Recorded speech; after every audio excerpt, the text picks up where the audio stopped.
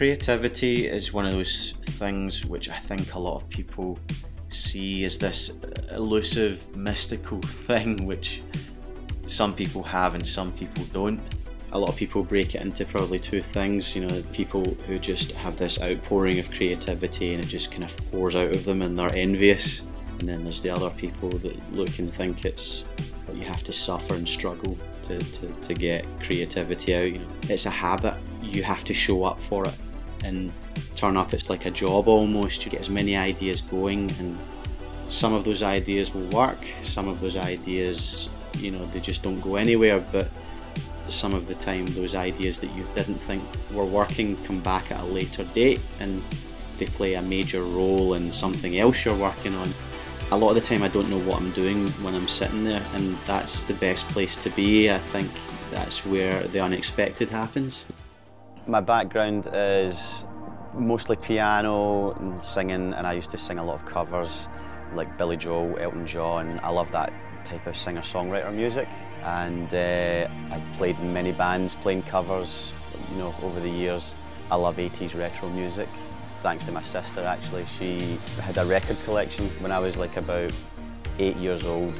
I always remember she would go out to work, I would go into her room and I would like shift through her record collection, and she had like everything, you know, Tears for Fears, Depeche Mode, New Order, and that's how I kind of fell in love with 80s music. Prior to writing any of the songs for California, I felt like I was a failed musician. I felt like I was this guy who was playing in piano bars, singing other people's songs, and I had started to think that I would never ever get to sing my own songs, and I wasn't good enough to do that. I went through a horrible breakup and I had to move back into my father's house. While there, you know, going through all the kind of heartache, I started writing again. I had no expectations. Maybe that was why everything sort of came together. The first track that I wrote was Rabbit in the Headlights. Around about that time I had discovered this scene called Synthwave. It's not just music, it's in art and movies and things like that. It's this whole scene which is a celebration of 1980s culture, bright neon colours, you know, pinks and purples and blues, but they're kind of electrified, you know, a lot of the art that you see, the kind of images.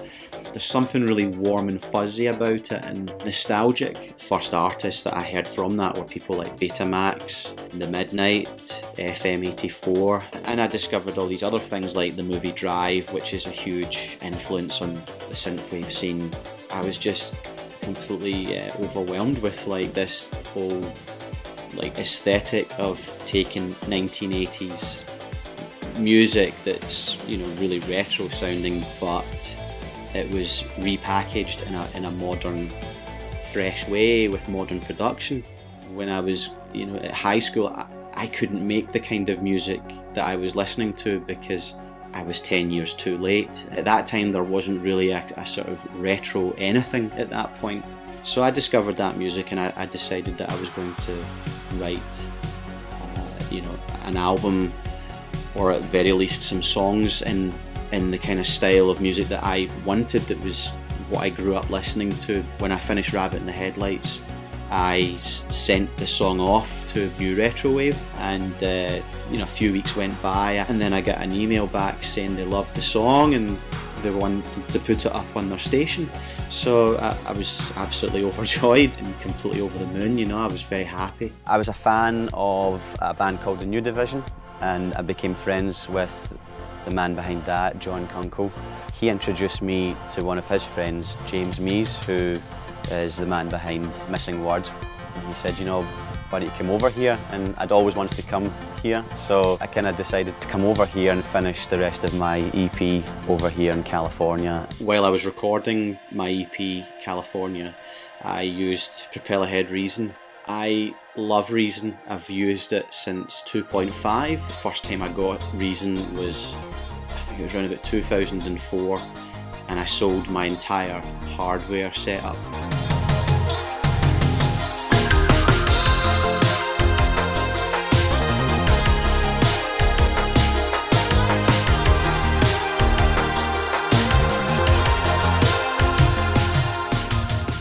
creatively speaking, whenever I sit down and I want to start writing, the first thing I'm looking for is to try and evoke a certain mood or a certain feeling.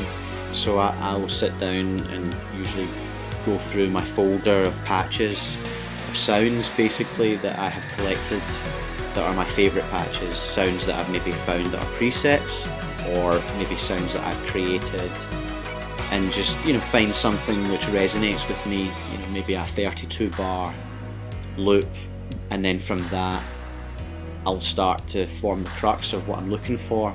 I think it's important when you're writing to get a general feeling of what you're trying to do, and then make a skeleton of that, and then work backwards. Maybe you don't know initially where you want to go with the idea, but you should always keep your eye on where the idea is going as you're doing it, to try and end up giving it structure.